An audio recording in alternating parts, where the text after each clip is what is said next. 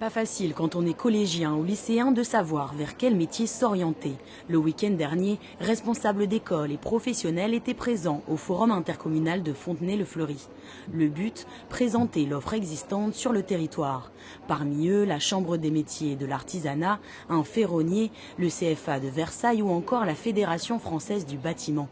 Car depuis quelques années, le secteur de l'artisanat attire les jeunes et les formations professionnalisantes comme l'apprentissage ne sont plus relégués aux seuls décrocheurs scolaires. On a eu par exemple sur le CFA de la Chambre des métiers à Versailles l'année dernière autour de 150 à 180 demandes de jeunes qui venaient nous rencontrer alors qu'ils étaient déjà diplômés de l'enseignement supérieur pour une formation courte en 1 an. Et pour cause, 80% des jeunes de ce centre de formation trouvent un emploi à l'issue de leur apprentissage. Les métiers qui attirent le plus depuis quelques années, les métiers de bouche. Antoine pense au métier de pâtissier.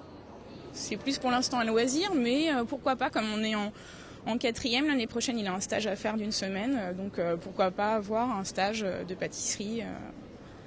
Les loisirs peuvent déboucher à une envie de faire quelque chose plus tard. Tous les métiers de l'artisanat ne sont pas logés à la même enseigne. Les salons de coiffure, par exemple, peinent à recruter.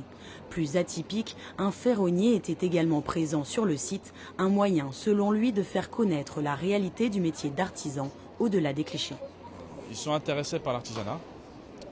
Ils ne savent pas vraiment par quoi commencer. Ils ont surtout l'image de l'artisan, pas de l'artisan, mais du gars sur le chantier. Voilà.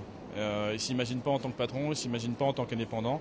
Et même parfois, ils ne savent même pas ce que c'est, quoi. Ils ont juste vu plombier, ça gagne, un tel, ça gagne. Mais ils n'ont pas une vue globale de ce que c'est que l'artisanat. De son côté, le gouvernement a lancé en janvier un pacte pour l'artisanat, de nouvelles mesures pour attirer les jeunes vers ce secteur et faciliter la reprise d'entreprise.